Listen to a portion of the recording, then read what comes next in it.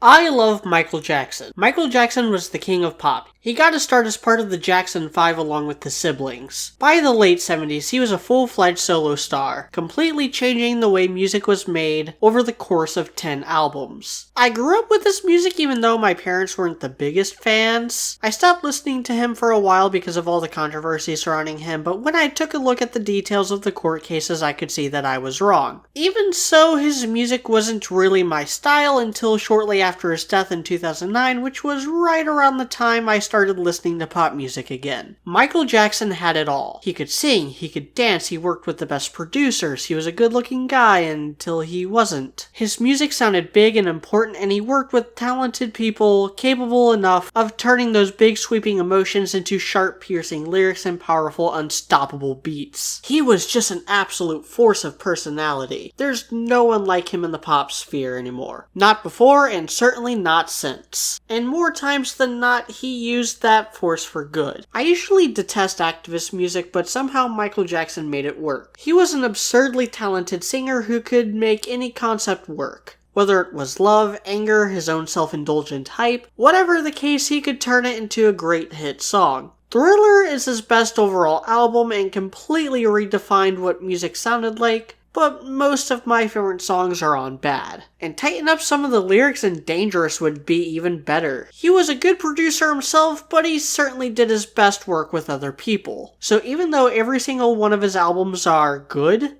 only a handful are bona fide masterpieces. He's just an endearing figure, the likes of which we may never see again. Which is why 11 years after his death, after tons of lawsuits and documentaries trying to destroy him, his music is still as popular today as it was 30 years ago. And that's why I love Michael Jackson.